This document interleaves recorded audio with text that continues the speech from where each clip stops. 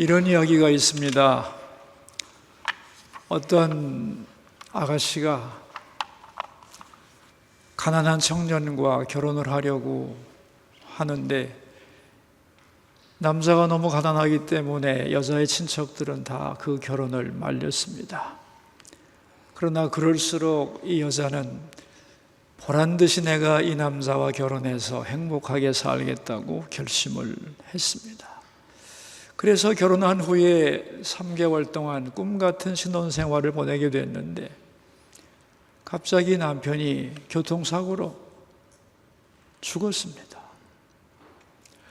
너무너무 상심하게 된 이 여자는 남편의 장례식 때 아니 세상에 내가 이 나이에 과부가 되다니 이제부터 혼자 살아야 된단 말인가 너무너무 마음이 상심이 돼서 장례식 하는 동안에 내 남편은 죽지 않았어요! 소리를 질렀습니다. 그리고 그 충격으로 눈이 멀었습니다. 주변에서 보니 남편 잃고 눈이 멀고 집 밖에도 나오지 않는 이 여자를 보고 너무너무 마음이 안쓰러워서 어떻게 도와줄까 하다가 지혜로운 분을 만나서 상담을 좀 하게 해줘야 되겠다 생각을 하고 그분과 약속을 하고 날을 잡았는데 그날이 되어서 이제 지혜로운 분이 이 여자를 만나서 뭐라고 했느냐, 내가 오다가 네 남편을 만났는데 걱정이 많은 것 같더라. 그랬더니 이 여자가 하는 말이 내 남편은 죽었어요. 어떻게 죽은 사람을 길에서 만난단 말입니까? 하면서 눈을 떴다는 거예요. 인도의 사상가 라즈니쉬의 이야기인데요.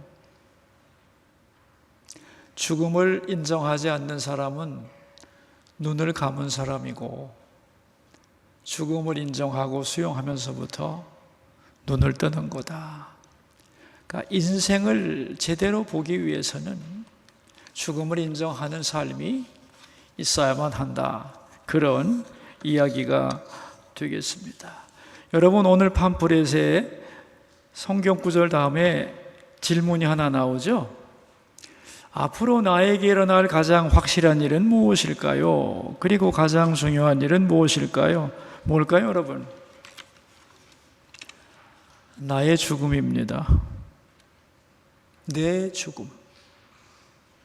내가 죽는 것은 가장 확실하고 그리고 나 자신에게는 가장 중요한 일이 될 수밖에 없는 거죠. 독일의 철학자 하이데거는 말했습니다. 사람은 나면서부터 죽을 만큼 충분히 늙었다. 그러니까 언제 죽어도 사람은 이상한 존재가 아니다. 그런 말입니다. 누구나 죽는 거죠. 올 때는 순서나 있지만 갈 때는 순서가 없습니다. 순서가 없어요. 그리고 아무리 의학이 발달해도 병원 뒤에는 영안실이 있는 겁니다. 그런데 사람들은 누가 죽었다 그러면 왜 죽었대? 이렇게 죽는 것을 이상하게 생각하는데 여러분, 이상할 거 없습니다. 너도 죽고 나도 죽고 우리 모두가 다 죽는 거예요. 죽음은 그만큼 보편적입니다.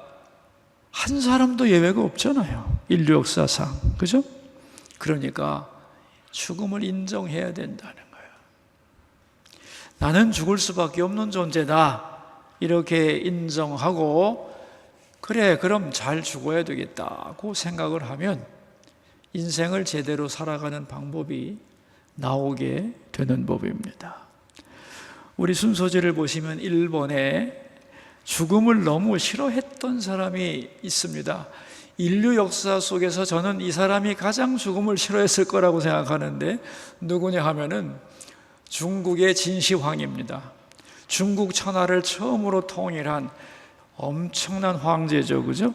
그런데 그가 가장 갈망했던 게 뭐냐 하면은 자기가 죽지 않는 거였어요. 그가 가장 싫어했던 말이 뭐냐면 죽는다는 말이에요. 그래서 자기 앞에 어떤 경우라도 죽음이라는 용어를 사용하면 그 사람을 죽여버렸습니다. 한 번은 어떤 일이 있었냐면은 어느 마을에서 황제의 폭정이 심하니까 언젠가 황제도 죽을 것이다. 그 말이 낙서로 써 있는데 그 마을 전체 주민을 싹 죽였습니다. 그리고 그는 죽음을 접근하지 자기에게 못하게 하기 위해서 여러분 잘 아시는 첫 번째 행사가 뭐냐면 만리장성을 쌓은 거죠. 두 번째가 뭐냐면 여러분 다 아시죠? 불로초 구하는 일. 원정대를 파견했는데 배가 60척에 5,000명의 항해인원과 불로초를 찾아낼 3,000명의 소년 소녀들을 대규모로 파견했습니다. 나 안 죽어야 되니까 내가 늙지 않은 불로초 구해오라. 온 세상을 다녀서라도. 근데 만약에 그 불로초를 못 구해오면 어떡하지? 그래서 만약을 위해서 플랜 B를 만들죠. 그게 뭐냐면 어마어마한 무덤을 만드는 겁니다. 그래서 그게 진시황의 병마총이라는 거잖아요. 70만 명을 동원해서 지하 무덤을 만들었는데 그 지하에 도시가 있고 그 안에는 수많은 궁전과 건물과 수은으로 이루어진 강물도 흐르고 자기를 보호할 군대를 수만 명을 다 테라코타로 만들어서 설치시키고 애완용 동물까지 다 만들었습니다. 그것으로도 마음이 놓이지 않아서 수도 함양에다가 200여 개의 궁전을 짓고 그 궁전마다 지하도를 다 파서 지하로 다 연결되게 해놓고 자기가 어디로 이동하는지 아무도 모르게 해서 만약에 자객들이 자기를 공격하지 못하도록 철통 보안을 하면서 살았던 사람이 진시황입니다. 근데 그가 왜 죽었느냐? 죽지 않으려고 수은으로 만든 불사약을 과다 복용해서 49살에 누가 죽인 게 아닙니다. 수은 중독으로 죽었습니다. 수은 중독으로 죽고 나니까 이 시신 썩는 냄새가 너무너무 고약하니까 이 황제 체면이 말이 아니거든요. 그래서 신하들이 어떻게 할까 생각하다가 소금에 절인 생선을 실은 마차를 왕의 시신 옆에다가 같이 끌고 가게 함으로써 그 썩는 냄새를 희석시켰다. 그런 얘기입니다. 참 비참하죠?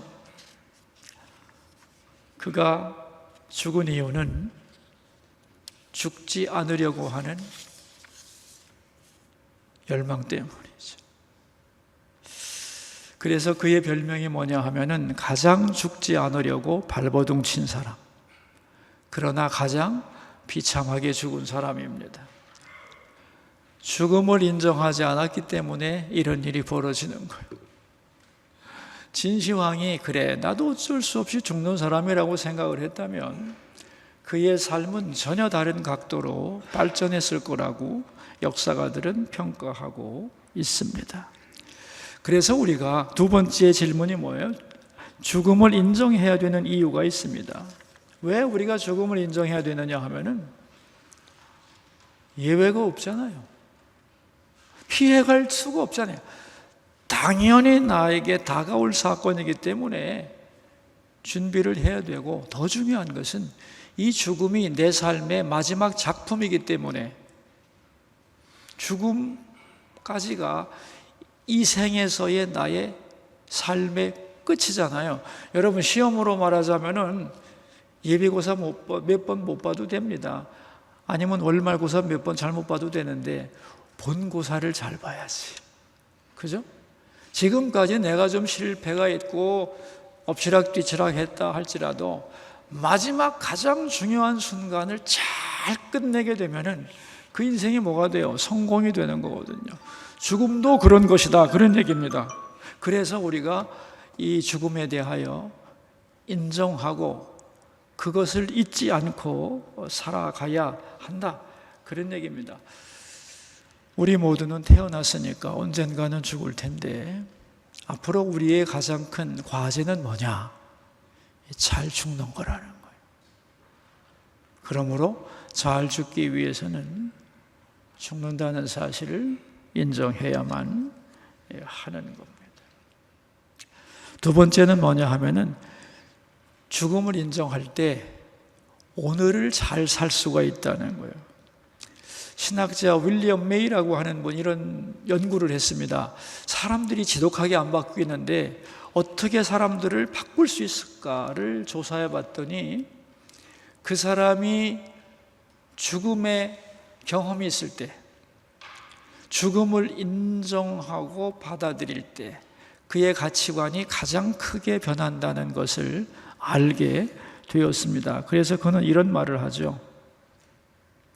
죽음은 인생의 의미를 변화시키고 삶의 새로운 방향성을 제시하는 결정적 가치다. 그러니까 죽음이 그의 가치관을 완전히 바꾸고 더 중요한 것, 그 사람의 모든 가치를 제자리로 돌린다는 거예요. 왜곡되었던 어느 사람의 가치를 죽음 앞에서 리세팅을 시킨다, 그런 얘기입니다. 그러니까 죽음을 인정하면서 가치관이 바뀌되 제대로 바뀌는 거다, 그런 얘기죠. 세 번째는 뭐냐 하면 죽음을 인정함으로써 초월을 향한 문을 열어주게 되는 겁니다. 자, 죽음을 생각하게 되면 당연히 죽음에서 끝나지 않죠. 내가 죽은 다음에는 그래서 새로운 초월적인 영역에 대한 질문을 하게 되는 것이죠.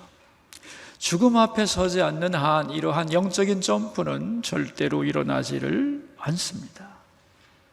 죽음을 생각할 때 내가 이제 하나님 앞에 서야 할 텐데 나 어떻게 살아야 되지? 이러한 질문을 하면서 오늘의 삶이 변화가 되는 거라는 거죠. 그래서 죽음은 나의 시선을, 나의 스펙트럼을 굉장히 확장시키는 겁니다. 오늘 문제에만 집착해 있던 내가 죽음을 생각한다는 건 내 인생의 마지막 지점을 생각한다는 거 아니에요, 그죠? 더 나아가서 영원의 입장에서 생각한다는 거예요. 그러니까 인생을 바라보는, 나의 현실을 바라보는 눈이 죽음을 인정하면서 굉장히 넓어지고 멀리 조망할 수 있는 거죠. 그래서 어느 것이 잘된 것이고 어느 것이 못된 것인가를 구분할 수 있는 안목이 생겨난다는 겁니다. 그래서 죽음을 인정하고 살면서 그런 각도에서 어떤 것을 평가하고 남은 인생을 살아가게 되면 실수를 줄일 수 있고 가치 있는 인생을 살 수 있기 때문에 우리는 죽음을 인정해야 한다는 것입니다. 세 번째 소제목이 있습니다. 같이 한번 읽어볼까요? 죽음은 언제나 내 옆에 있다. 죽음은 낯설고 멀리 있는 것 같고 나와는 상관없는 것 같지만 아닙니다. 아주 가까이 있는 거예요.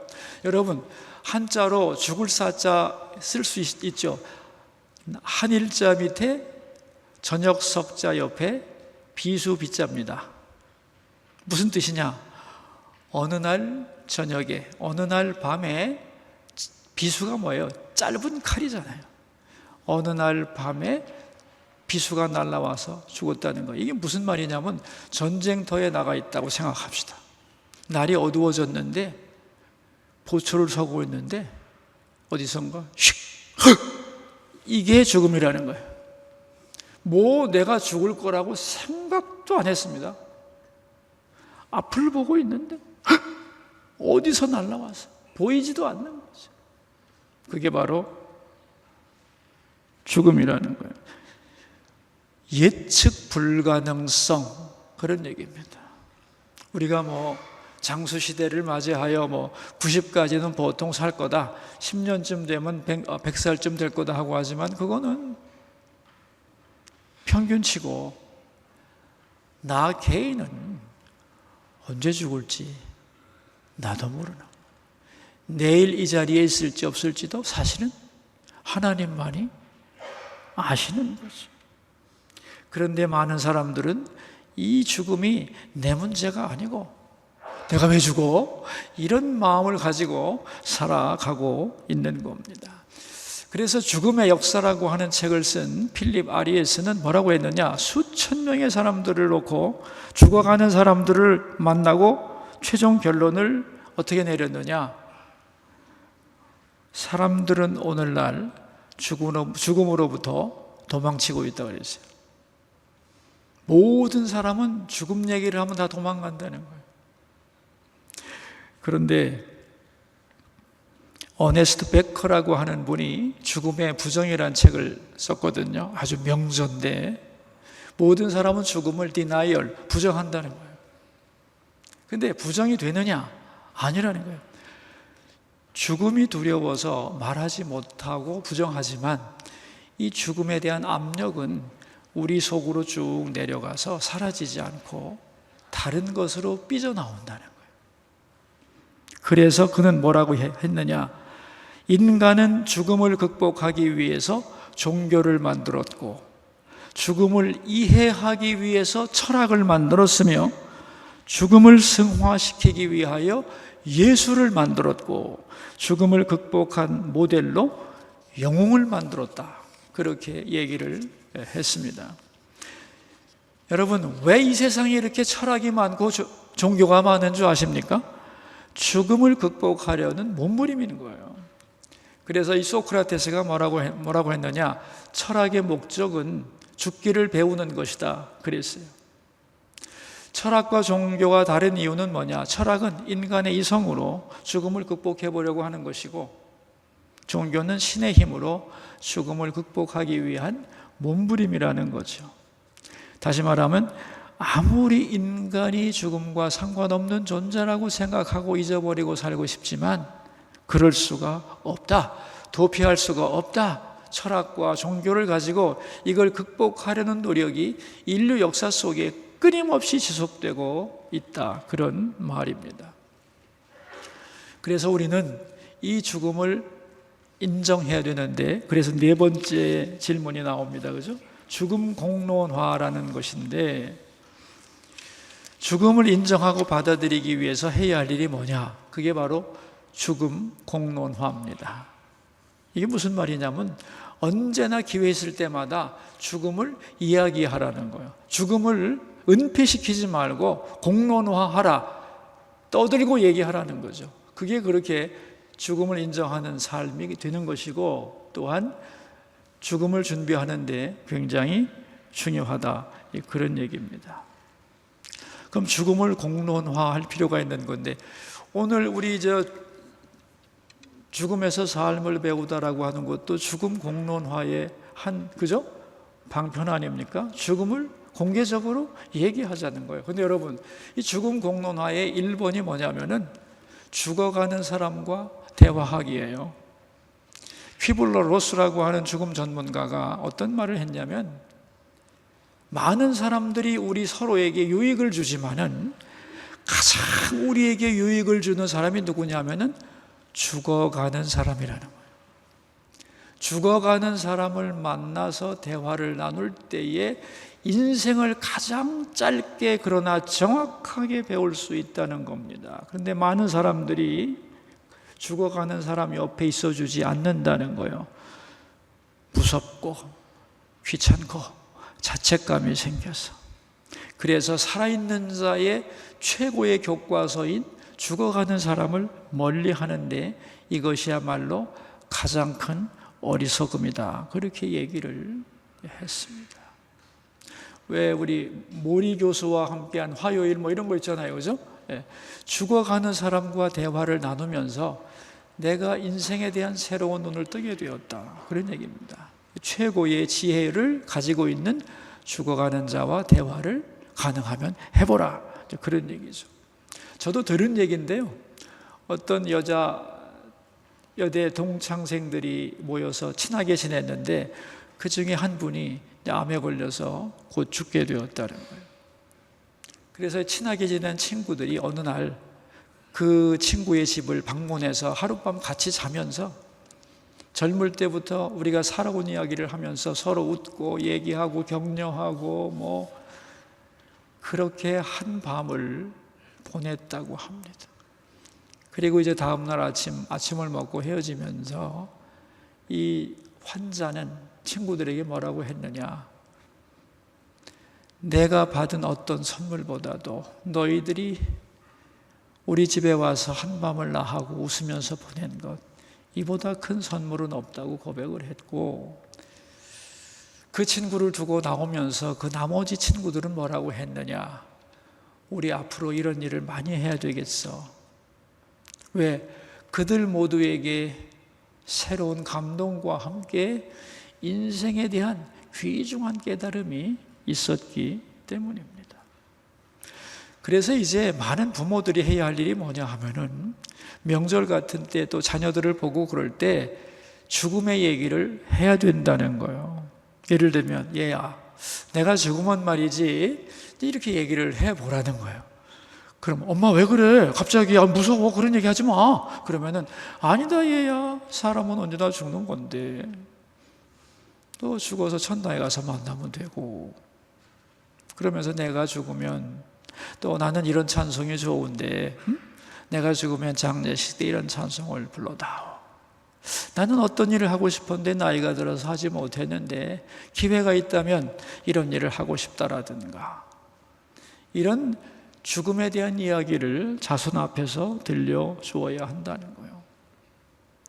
내가 온전할 때 그래도 얘기해둬야 되지 않겠냐? 나중에 내가 말도 못하고 기억도 없으면 어떡하냐? 그래서 평소에라도 죽음에 대한 이야기를 자녀들에게 해줌으로써 본인 자신과 자녀들이 인생에 대하여 새롭게 생각하고 어떤 큰 일을 만나서 미리 허둥지둥하지 않도록 가르칠 필요가 있다는 거죠. 여러분, 정신분석학에 이런 말이 있습니다. 마음은 자기를 표현할 길을 찾는데 그것이 언어다 그랬어요. 우리 마음은 마음에 뭔가 있잖아요. 그죠? 그런데 이걸 표현을 해야 되는데 그 표현하는 길이 뭐라고요? 언어라는 거예요. 그러니까 말이라고 하는 것은 보이지 않는 마음의 짐과 무게를 풀어내는 길이라는 거예요. 이 세상에서 가장 무거운 짐이 뭐겠어요? 가장 두려운 압박과 스트레스가 뭐겠어요? 죽음인 거예요. 그 죽음은 어떻게 되겠어요? 풀어내는 길이 뭐예요? 말하라는 거예요. 제가 죽음 세미나를 1년에 한 2번 정도 교회에서 꼭 하거든요. 이 죽음 세미나를 시작할 때 이 백지를 나눠주고, 여러분이 가지고 계신 죽음에 대한 개념을 한번 적어보십시오. 그러면은 한 10가지 단어나 형용사로 적어보라 그러면은 새카만 색 뭐 이런 식으로 나와요. 어두컴컴하고 무채색이죠. 그런데 이제 끝날 때 하루 강의가 끝나고 오후 4시에 다시 종이를 내주고 죽음에 대한 생각 10가지를 다시 한번 단어로 표시해 보시오. 그러면은 확연히 달라져요. 어떻게 달라지느냐? 아침에는 죽음에 대한 개념이 무지하게 어둡고 무서웠어요. 근데 끝나고 갈 때는 굉장히 밝아지고 평안해져요. 이상하잖아요. 하루 종일 죽음 얘기만 했는데. 예? 왜 그럴까요? 죽음에 대한 이 어마어마한 압박을 강의와 대화를 통하여 풀어냈기 때문에 가능한 거예요. 죽음에 대하여 자기가 말하지 못했던 자기 얘기를 하고 다른 사람의 얘기를 들으면서 감동도 하고 눈물도 흘리고, 우리 모두가 다 그런 존재라구나 하는 걸 깨달으면서 이 스트레스, 죽음의 두려움에 대한 스트레스 지수가 쭉 내려가는 것을 알 수 있습니다. 엄청난 것이 해소되었다는 거죠. 그래서 이 죽음 공론화라고 하는 것은 이렇게 우리의 삶에 교훈을 주고 우리의 죽음에 대한 두려움을 수치를 내려주는 아주 좋은 치료책인데, 사람들은 죽음에 대해서 말을 못하고, 심지어 어떤 부부를 봤냐면 자녀를 잃고 부부가 20년 동안 그 자녀에 대해서 한 말도 서로 못했다는 거예요. 여러분 짐작할 수 있죠? 그 부부는 이미 응어리가 졌다. 가슴이 시퍼렇게 멍들고 썩은 거죠. 슬프지, 힘들고.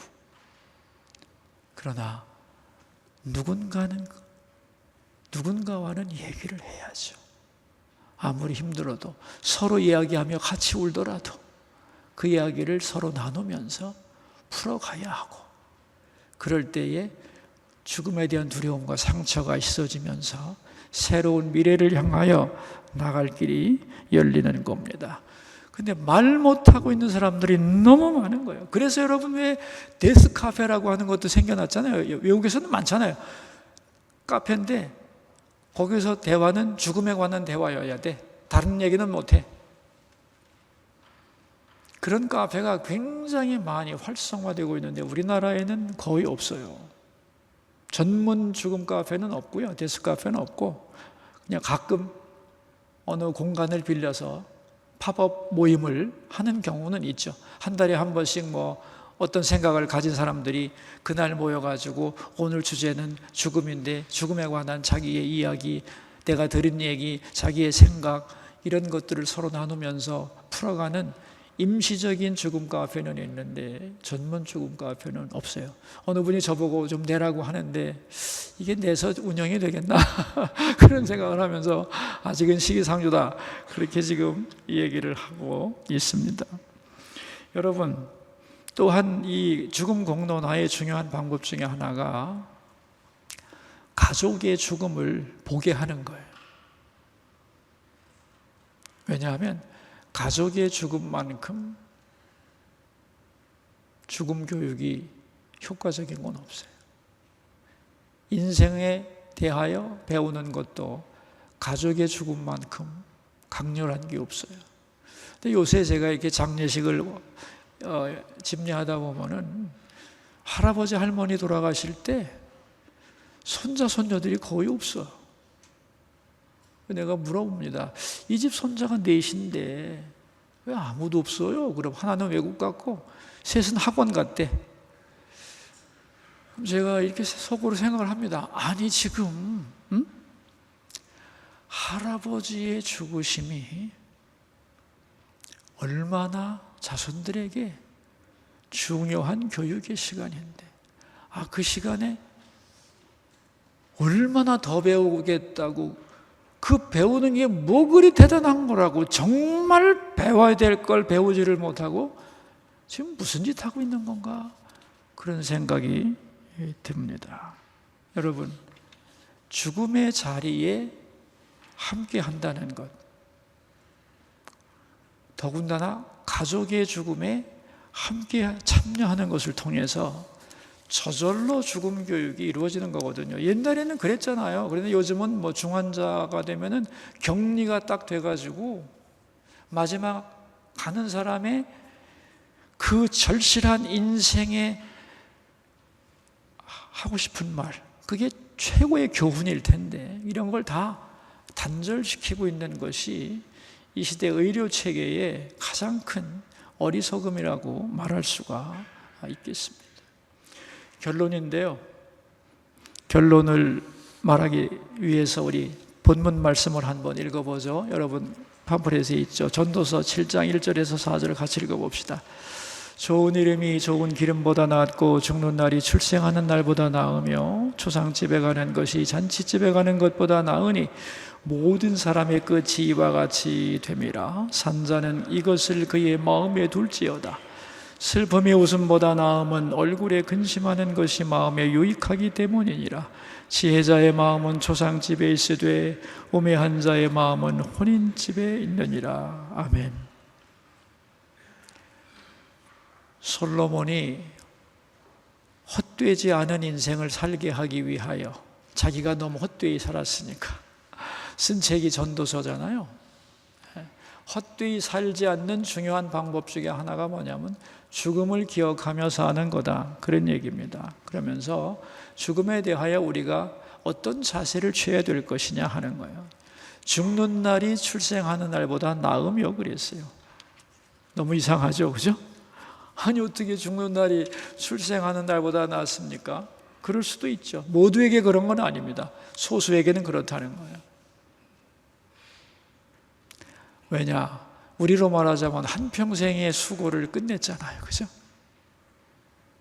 만만치 않은 인생 열심히 살고, 그 수고를 마쳤기 때문에, 또한 우리가 사모하는 주님께로 가는 날이기 때문에, 수고했다, 어서 오너라, 내가 너를 기다렸다, 주님 저 왔습니다, 그런 날이 될 수 있는 거기 때문에, 그리고 내 한평생의 삶에 대하여 하나님이 면류관 주시는 날이기 때문에 출생보다 죽는 날이 더 나을 수 있다는 거예요.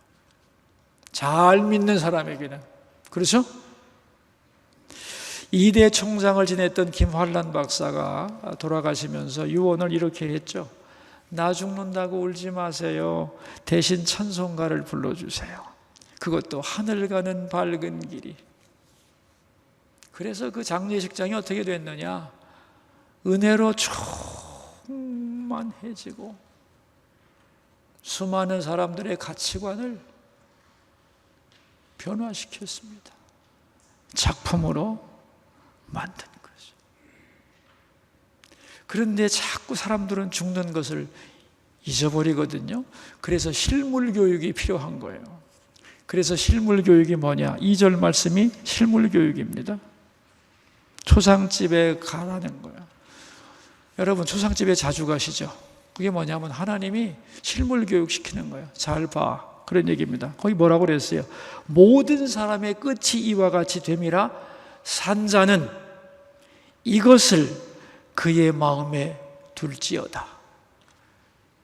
너 살아있지? 죽은 사람 잘 봐도 너도 이 날이 올 거야. 실물 교육시키는 현장이라는 거예요. 그럼 거기서 뭘 배우느냐? 인생의 진실을 배우는 겁니다. 모든 자의 끝이 이와 같이 됨이라. 너도 이 사실을 잊지 마라. 죽음을 인정하는 삶을 살라고 상가집에 보내는 거다. 그런 얘기입니다. 지금도 머리가 복잡해 죽겠는데 스트레스 많은데 또 죽음까지 생각해야 됩니까? 3절이 대답입니다. 죽음을 생각하면 슬픔이 치료된다는 거예요. 너무 재밌는 얘기 아닙니까, 여러분? 예? 시인 롱펠로우라고 하는 분이 이런 말을 했습니다. 쓸데없는 고민에서 벗어나려면 술 한잔하고 춤추러 가는 대신 무덤가를 걸어보라 그랬어요. 그러면 사소한 걱정이 다 없어진다는 거예요.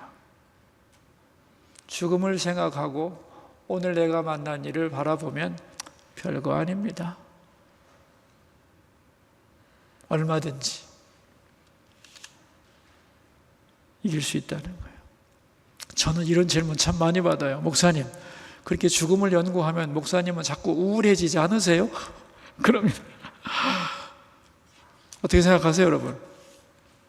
황명환 목사는 죽음 연구하고 죽음 강의하니까 저 양반은 굉장히 우울하겠어, 시커멓겠어 그러는데 여러분 그런 것 같이 보입니까? 그렇지 않죠. 천만에요. 절대 그렇지 않습니다. 사람이 부드러워지고 유연해지고 오히려 평안해집니다. 왜냐하면 자꾸 나를 죽여야 되니까, 비워내야 되니까. 제가 죽음을 연구하면서 설교가 바뀌었어요. 물론 옛날에도 저는 심부름꾼이니까 하나님이 주시는 말씀을 전하려고 애를 썼는데 이 죽음을 연구하면서 점점 내가 죽어야지 하다 보니까 내 의견을 자꾸 내려놓게 돼요. 옛날에는 설교할 때도 내가 아는 거, 느낀 거, 감동받은 걸 전하려고 했는데 하나님, 제가 죽어야죠. 다 내려놓겠습니다. 주님이 들려주고 싶은 말씀만 전하게 해주세요. 제 말이 아니고. 그러다 보니까 하나님의 음성에 더 귀를 기울이게 되고 내가 자꾸 빠지면서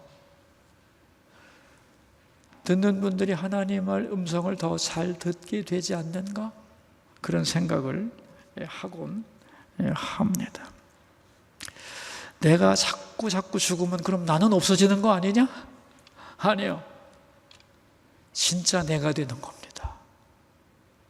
여러분, 우리가 왜 진짜 내가 못 되냐 하면은 내가 시퍼렇게 살아있어서 내가 방해하는 거거든요. 근데 나를 자꾸 제거하고 하나님으로 채우다 보면 하나님이 만들고 싶은 내가 될 수가 있는 거예요. 저는 이걸 이렇게 표현하고 싶어요. 죽음을 인정하게 되면은 삶의 기준점이 바뀌게 돼 있어요. 신앙 용어로 표현하자면 종말론적 삶을 살게 돼 있어요.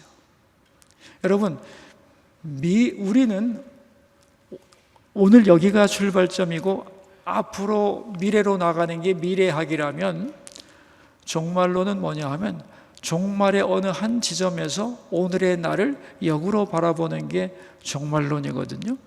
근데 죽음을 인정하게 되면 어떻게 되냐면은 오늘부터 내가 앞으로가 아니라 점점 죽음을 생각하게 되면은 그 마지막 지점에서 오늘의 나를 보는 각도가 열리게 돼 있어요. 다시 말하면 하나님 앞에서 지금 나를 본다면, 천국에 가서 지금 내 모습을 본다면 어떨까? 아유, 이렇게 살면 안 되지. 이건 잘못된 거지. 이런 것들을 분별할 수 있는 안목이 열리게 된다는 겁니다. 그래서 죽음을 인정하게 되면은 내 삶을 받아들이면서 시야가 넓어지면서 그리고 중요한 그 지점에서 오늘 나를 바라보면서 살아가게 되는 거죠. 그래서 인간이 성숙해지고 더 신앙 있는 사람이 되고 가치 있는 삶이 되고 후회 없는 삶으로 가는데 우리가 맨 먼저 해야 될 게 뭐냐? 죽음을 인정해야 한다는 거예요. 여러분이 지금까지 어떻게 살아왔다 할지라도 죽음을 인정하고 어떻게 잘 죽을까를 생각하며 산다면 틀림없이 멋진 인생이 될 거라고 저는 믿습니다. 이 강을 마치도록 하겠습니다. 기도하겠습니다. 하나님 아버지, 우리에게 생명을 주셔서 감사합니다. 살아있는 우리 언젠가는 죽을 텐데 그것을 이상하게 예외적인 일로 생각하지 말고 나도 죽는다. 죽음을 인정하게 하시고 받아들이게 하시고 거기서부터 인생을 새롭게 변화시켜 남은 인생을 꽉 찬 인생으로, 후회 없는 인생으로 하나님의 입장에서 천국에서 나를 보는 마음으로 남은 인생 살아가야지, 그렇게 결심하고 살아가는 성숙하고 충만한 삶이 되도록 도와주시옵소서. 존귀하신 예수님의 이름으로 기도하옵나이다. 아멘.